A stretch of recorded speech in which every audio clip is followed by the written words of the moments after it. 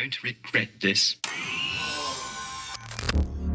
Welcome to the Nerd Party. Hi, this is Nick Anastasiou, story editor on Star Wars The Clone Wars and Star Wars Bad Batch.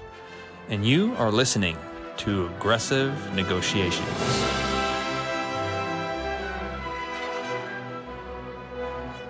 We're back with the regular crew here on Aggressive Negotiations, the Star Wars podcast that prides itself on all of the topics that we explore here in a galaxy far, far away. I am one of your hosts, the humble Jedi Master John Mills, and joining me on this fine podcast, reunited, and it feels so good, is my dear friend, Jedi Master Matthew Rushing.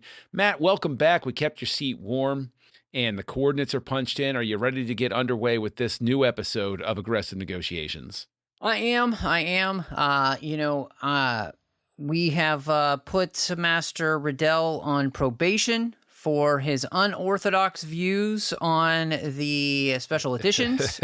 He is being punished by having to do a survey mission on a planet about whether or not there is a vergence in the Force. Whether he comes back from that planet is sus because, there seems to be some sort of dark side user and or Sith that nobody should know about on the loose. So if we never see Master Riddell again, we know why. I've already dispatched the rescue mission, and Master Riddell's going to come back just fine. Trust me. I know how to use my lightsaber whip and get people out of trouble. So, because you got them into trouble. Yeah. Oh, man. Whew, goodness. So, hey, listen, I'm just going to say bald people get a bad rap here, okay? All right? Like that, you got Mace Windu toying with the dark side when he's about to take it, and then you got green people with lightsaber whips. Come on. I need a hero, as Bonnie Tyler's saying. But, of course, more than heroes, we need an expression of your love. Go over to Apple Podcasts and go ahead and drop off a 5-star rating and review. Yeah, I went ahead and asked for the 5-star because I think we're a 5-star. Come on and give us that review. We'd love it. We'd appreciate it. And, of course, you can find us on social media at the Jedi Masters on X and at Join Nerd Party as the network on X and the Nerd Party on Facebook and Instagram. So, Master Rushing, while you were away on your own expeditionary mission, I was thinking to myself, I said to myself, one of the things that I don't know that we've explored really in depth is about Omega from one specific angle. We know now that Bad Batch has closed out, so this doesn't count as a spoiler because everybody should have watched season 3 by this point, that she can be a conduit for midichlorians, for the Force. And they did something special to ensure that about her. However, she is supposedly minimally manipulated material from Jango Fett. Right. So the first implication I want to talk about is, given her Force affinities, does it carry any implication for Boba Fett? And are we looking at Omega and Boba are that sort of dyad, though it was created in a lab? They're sort of a forced dyad because they're flip sides of the same coin. And this special Force sort of manipulation that goes on with Omega, does that imply something about the genetic material that they both come from, that there's some sort of Force latency in both of them? I think that's a really good question that I had never really considered, whether or not, Boba Fett also has any of those tendencies. And I think my first reaction would be no. Otherwise, Omega would not have been necessary, possibly, for them to create. I mean, the name itself implies that she is the last one to have been created and seems to be the only one that has this ability. Like, if there was an alpha and she's the Omega, then this process of elimination of trying to create a Force sensitivity in a test tube baby, right, only found its culmination in her. And so therefore, somebody like Boba Fett, who was unaltered as a clone, would not have that. That's where I would kind of think of going with that question just immediately. Okay, the one counter I'd give to that is if we take it to Jango, if Omega is Omega and we're saying Alpha and Omega, wouldn't Jango be the Alpha?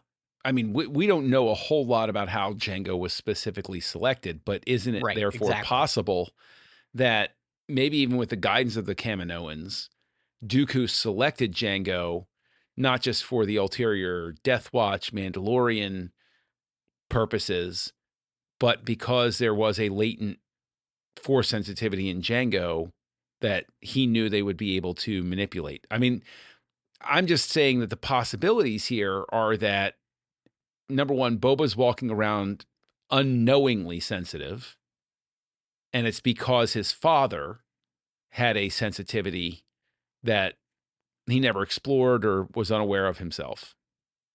And that's why Omega becomes a possibility. Mm-hmm. Yeah, I mean, I think, if I remember correctly, George has mentioned that everybody, of course, has a connection with the Force because it's a part of everything. And there is a sense that then anybody could train in Force sensitivity and become more Force sensitive, but the true ability to connect in the deepest way that we see somebody like Jedi or dark side users or anyone else really comes from the fact of also the other hallmark of the midichlorians connecting you even more so with the Force. And so I think, the fact that, possibly Jango himself having a stronger but not off the charts midichlorian counts or enough that it would make that worth exploring then as a basis is interesting. But I almost always wonder too if this project, because we know that the clones were being made 10 years before, yes, or so, pretty much right after the Phantom Menace. Yes, and so the process hasn't been going on for a long time. I'm guessing that they chose Jango Fett specifically because of his constitution as a Mandalorian and the way they could manipulate that. And it wasn't, I don't think, even fully revealed to anybody else that the super secret work that they're doing. And I'm always I'm on the timeline of it. I'm wondering, so did the super secret experiments that Palpatine kind of initiates after he's elected Chancellor become an offshoot of that, and that's the starting material? And is there a connection at all? That's a question I kind of wonder a little bit, because I like where we're going with this, but I also just wonder too if as overarching as Palpatine is with everything, there's also some things that aren't just in his control completely. Oh, yeah, for sure. So, I mean, the biggest counter argument about Jango having, a larger than average person's midichlorian count, of course, is the clone army itself. Right. That it's always been openly acknowledged that it would be, whether you go back to Timothy Zahn's books in the early 90s or anywhere else, it's always been openly acknowledged that cloning midichlorians is an incredibly difficult thing, and that's what makes Omega so special. So in a sense, I feel like I'm arguing against the very premise here. I suppose probably a refinement of the thought then is Omega, and Fett undoubtedly goes down a dark path through his life, but I guess maybe it's one of those things where dyad's too big a word for it, but Omega is of the light. She's very clearly of the light even before she meets the Batch. And they both are good for each other. The Batch is good for her. She's good for the Batch. And you can tell Omega is a good person from the beginning. And Boba it's stacked against him because he's raised by a guy who's an amoral mercenary, and Right. that it puts him on a path of darkness. So maybe I'm just more reacting to the fact that even when science is getting involved like this, the Force steps in and makes sure there's a light and a dark, between the two of them, that there's going to be a balance between the two. Yeah, I mean, the interesting thing there too, as you were talking, I was also thinking that, one of the people that is incredibly important in Omega's life and raising as a child is Lama Su. Mm-hmm. And she treats Omega very well. And she seems to really care about Omega, especially when she realizes what they're trying to do with Omega and the implications then of that. Yeah. And I think that's really interesting there because it's like you were talking about, you have Jango Fett being raised by this kind of amoral bounty hunter who is just a guy trying to make his way in the universe, whatever that takes. And then you have this scientist who has helped create this child, feels very much responsible for her, and is in the end willing to give her life for her, and has worked to protect her even when she was on Camino. And so there's an amount of love there that I don't think Boba necessarily ever completely gets, because in some ways too, I think Jango's raising of Boba always also seems to be incredibly self-serving, almost a celebration of himself more than necessarily like true love, because it's also not really a son. It's like you're just trying to raise another you, which is feels like almost an incredibly selfish, narcissistic type of thing to do. Whereas again, you have the juxtaposition with Omega, where it's like, yes, the scientists created them in a laboratory and didn't care about them at all until they realized the uniqueness and incredibleness of what they had created, and then it becomes the thing to which they spend the rest of their life trying to protect, which is a very different type of upbringing. So, like you were talking about, is it one of those places where, the Force kind of steps in to protect her? Because if it doesn't, what happens with Palpatine? I mean, he's going to get what he wants, and we know the ultimate end game of what he wants, which is terrible. The thing is, going with this nurturing concept, I think that it very much plays into what Lucas is showing, especially in Attack of the Clones, but I mean throughout the entire original 6 movies and everything, is yes, he's playing with ideas of found family, but very specifically, Attack of the Clones has a lot to do with father figures. And yes, Jango is a reflection of the dad who just wants a son who's just like him, which we know from his own personal life Lucas dealt with. Then you have Obi-Wan as the father trying to be friend. He's trying to be a mentor, but he also wants to be his buddy. And the tricks inherent with that, and that I think you could even cast as sort of like a Francis Ford Coppola in Lucas's life sort of thing. Yeah. But bringing Omega into the mix, she then winds up having father figures come in, and that winds up being a very interesting exploration of the dad who didn't expect to be a dad with an adopted kid, which of course Lucas is an adoptive father as well. Trying to figure out how, okay, we're family, but not a traditional type of family. So, how do we get through this and play to each other's strengths? I think that would be, I think, a really interesting sort of thing, because even taking the Force stuff out of it, you see, to your point, how Omega starts off her life. And then when the Bad Batch comes in, she starts off with a lot of love and protection. Whereas Boba Fett already knows how to fly a ship and plan things with his dad and has a solitary life. Try to murder a Jedi, all of that. Just a normal Tuesday. And then, of course, there's the trauma of seeing your own father have his head cut off by a Jedi. Yeah. You know, that's got to leave a psychological mark, I would imagine. Yes.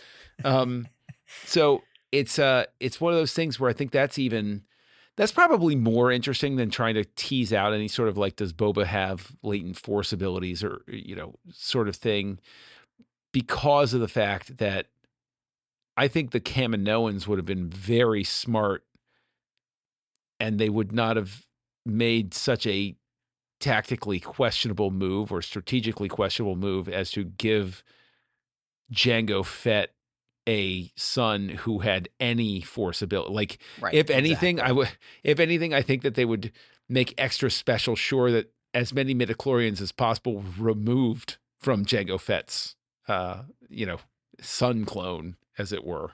Maybe they took them all out and they put them all into Omega or something like that.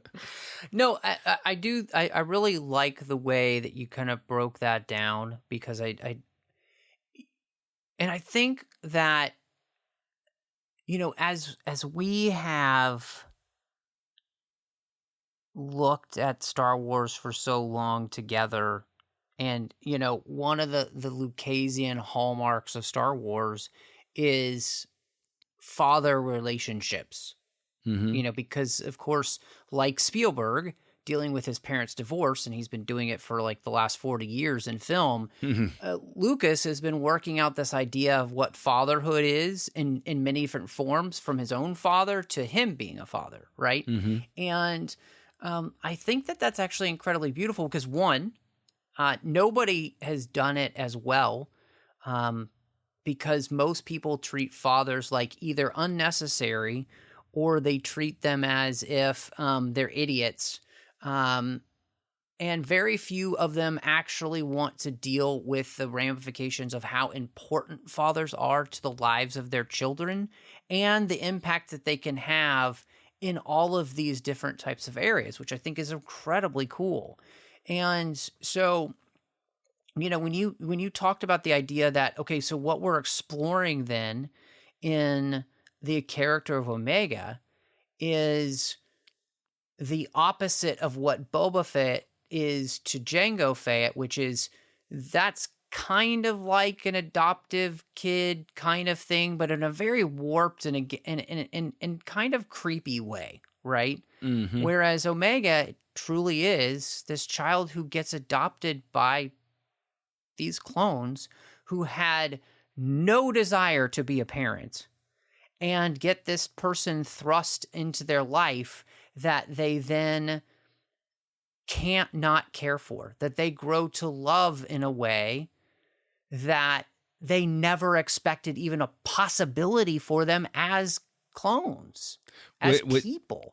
Which even, when you think about the fact that they're all, I mean, every character that we're talking about is cloned from Jango Fett. Like that you could even Yes. get into like a Yep. super weird Yeah. philosophical sort of thing where it's like, it's all of the aspects of Fett. But like, while we're sitting here talking and you talk about, we're talking about how even Boba is quasi-adopted, sort of thing. There's a story for somebody to write. And I mean this sincerely. I'm not saying this is a joke. I would love to know, did Jango Fett hold Boba as an infant? Did he take him around on his hip? Not exactly the way that Mando takes Grogu, but was Boba Fett carried around? Like, I would love to see, because we're talking about Jango's motivations for having a child are, kind of selfish. The way he approaches being a father is kind of selfish. Well, straight up selfish. But there's still the seed of he wanted a child. So there had to be some semblance of love for that child in there. We might not like the way he expresses it. I would actually love to see some sort of story about Boba Fett as a very young child, infant and toddler. How involved was Jango? Was Jango training him to Yeah. be a survivalist from the beginning? Did he leave him at Kaminoan daycare, and he was like, "I'll be back in a little." Like, how involved was he with Boba from the beginning? Yeah, Because a good Boba's very question. dedicated to his dad. Yep.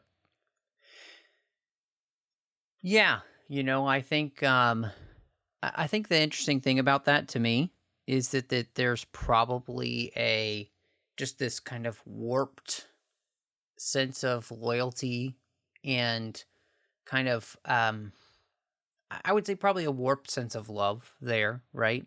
And not the type of love that we would want to champion, or and I think that's again the thing that makes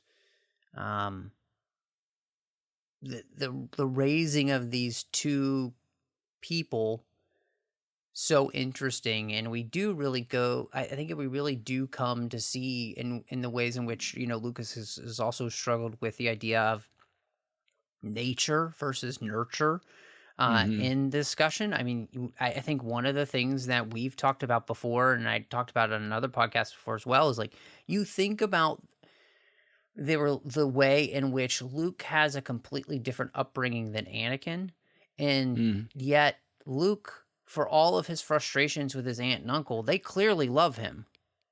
Yeah. And they have clearly treated him very well. And as hard as his uncle can kind of be on him, he's doing it from a place of wanting to protect Luke, because he also knows what happened to Anakin, who became Vader. He knows that. And so again, there's love there. And I think there's just something really beautiful about the way these Lucasian stories have shown how family can be in all of these different interesting ways, but all, I guess the Tolstoy line, all good families are the same.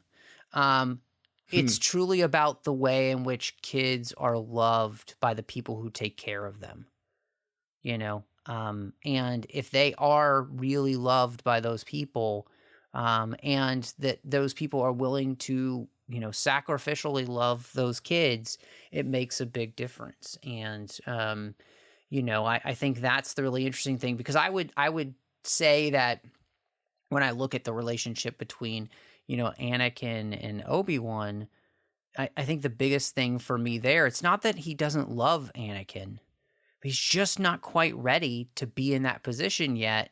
And Right. he's not, I don't know if he truly is able to do the same thing that those clones are able to do for Omega, which is just accept the role that Anakin needed him to play, which was father and not brother. Well, I think you hit on something right there, and I was thinking about it while you were talking, is like the clones do self-separate out into bands of brothers, and they refer to each other as brother. And I think the Batch has a very family type of feel to them, because they are unique within the group. They're strange. The other clones regard them as odd. They, and they don't even really want to interact with them the way they would other clones of the line, as it were. But, going through with that whole thing, I like what you hit on with Obi-Wan there, because you're absolutely right, of course. Like, and I think we've gone back and forth about this before, where it's like, Sure, yeah. Obi-Wan definitely wasn't ready, and Obi-Wan wants to be a brother. Yeah. And it's like Anakin and Obi-Wan, their relationship is much more like the Bad Batch's relationship with each other. Yes. Yeah. But even the Batch had Hunter. So it's like there's this thing where it's just like, wow, you know what? Actually, my brain just bent around this idea that the dynamic between Anakin and Obi-Wan is very similar in a way to the one between Hunter and Crosshair. I can see that. That's a great point, actually, I think. Ooh, I hadn't even thought about that till then. Maybe that is why we both love Crosshair and Hunter Crosshair so much. I mean, that's not that wouldn't be the only reason. Right. Crosshair. Right, exactly. His arcs were amazing. I think it's a great pull. And this is the other, I think, incredibly interesting thing just about the Omega relationship with the clones, right? Is that one of the things that ends up happening then is that they each play a father type role in her life. Yeah. Except for Wrecker, who is really more like her brother. Oh, hands down. And so, but that's the interesting thing, is that she gets the opportunity to be able to have both, right? She gets the father figures that she needs in the other clones, but then she also gets the brother figure that she needs in Wrecker. And that's, I think, the beauty of that. And again, like, I think that's one of the things to which, you know, Obi-Wan could have gotten there with Anakin if he had realized that, and I think was just even ready emotionally to be the father figure, but he just wasn't there emotionally either. I think it's possibly one of the reasons why, you know, you get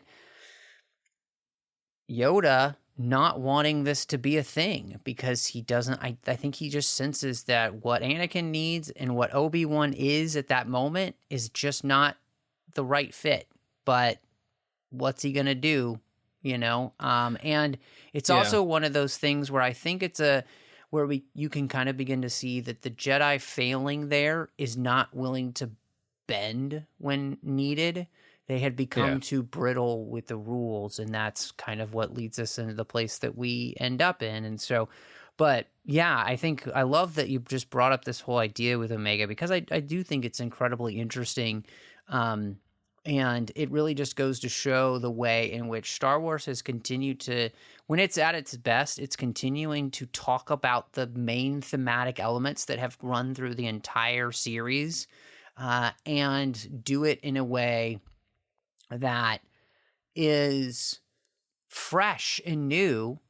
And you realize, like, George had nothing to do with the creation of the Bad Batch, but I think George would love it because those that created the Bad Batch truly understand the mind of George Lucas, the way he thinks, and that's what makes that show feel so ingrained in us. And in fact, I think it's one of the reasons we all gravitated towards The Mandalorian, because that's also the same story, right? It's an accidental father. Like, he wasn't planning on being a dad. That was the last thing on his mind, you know? And both of those stories then play out in somewhat similar fashions, but also different, and give us that aspect of fatherhood that, you know, Star Wars hadn't really talked about as much. And I think that something that we were talking about a second ago tees us up for another very interesting question that I will ask next time on Aggressive Negotiations. But if anybody wants to talk to you more about Omega and the Bad Batch, where can they find you out there in the wilds of the galaxy far, far away, or as we like to call it, the internet?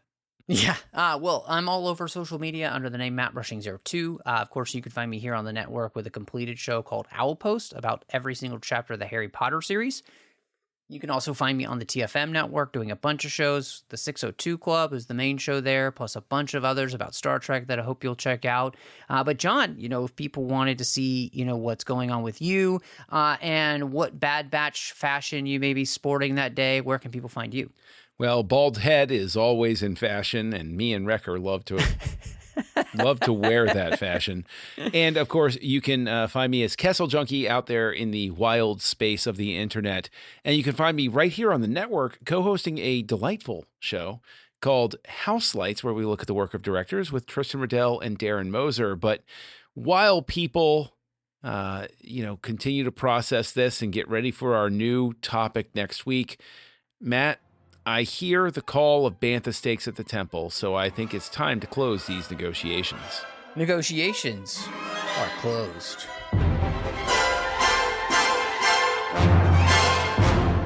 Join the revolution. Join the Nerd Party.